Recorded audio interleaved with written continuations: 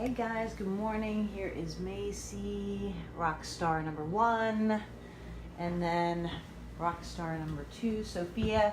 These girls are cool together. They're awesome. They're back for boarding. They were part of my. They both did 2-week board and train, so they've been absolutely awesome while they're here. Maci's owner had a question for me, though, about Maci's behavior. Overall, she's great, but recently she started this new thing where when people come to the door, she starts barking and then she runs full speed at the door. So he wanted to know what he could do and could I work on that. So, my thing is here, dogs don't do that because it's like super structured. Funny story about the girls is that they were both on a back tie, and they were both on place on back ties last night. They were just working place for hours, right? And then my helper came in to help me get out the other dogs, and she had a couple dogs out before she even realized that they were up. And I said to them, I said to her, I said, you can walk Sophia next. And she's like, and I said, she's right up in the room here. And she's like, I didn't even see her. And I said, yeah, they're both up there. They're both on place. So really cool. She walked in. My dogs greeted Elisa. Elisa's bringing up, dogs. And didn't even realize because they're just quiet. They're just cool, chilling out. So the thing is, Maci's not going to act like that here, and she hasn't. I mean, there's been a lot of activity. People coming to the door, landscapers, all kinds of things. People coming in. The shade guy was here. Tons of activity and nothing.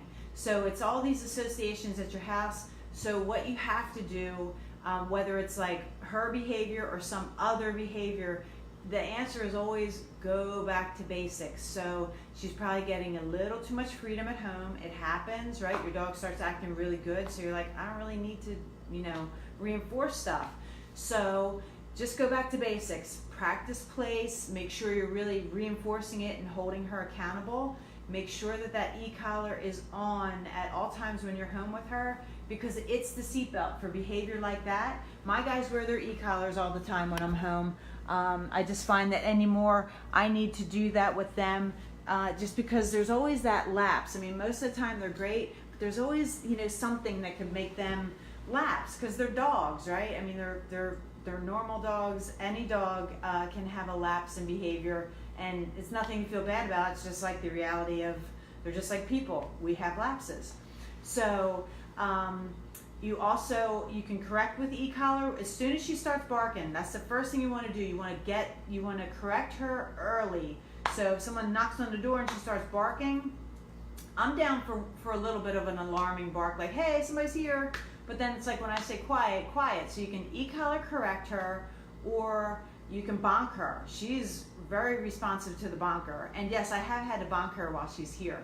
Because sometimes she just gets like full of energy and gets like a little crazy. So the bonker, don't forget about the bonker. The power of the bonker is amazing. Sometimes even more effective than the e-collar. So you want to get her early with a correction. And when you're doing an e-collar correction, it does not have to be high. All you need to do is go to a level that she feels to make her stop. So if she starts barking, I mean, granted, her mindset is going from here up to here. So you've got to dial up on that e-collar to a level that resonates with her. You need to bring her behavior back down to earth and then put her on place, or tell her to knock it off. But, charging full steam ahead at people, I've experienced that with my dogs too. So, and you actually have to, like, in your mind say, you know what, before I answer that door and have my people come in, I'm going to get my dogs in check. So it takes a little bit more time. You got to, tell your guests they have to be, patient, let them know ahead of time that you need to get your dog in check before you answer the door. And then that way you're kind of like not rushing to get to your people and trying to take care of your dog. Take care of your dog first, get their behavior in check, and then let your people in. So that's kind of it for that, guys. Let me know how that works out when she gets home. Little thing about my board and train peeps and boarding. Boarding is an awesome way to reset your dog. So when you go on vacation, you send your dogs here. Everything is reinforced. They go through lots of, hours and hours being on place around other dogs, and holding them accountable to really good behavior. They're around other dogs all the time, so it's a really good form of healthy socialization. We're reinforcing commands. They get their structured walks. They're around people. So it's a win-win for everybody, and that's all I have for you right now. Happy Friday, guys. Have a good one.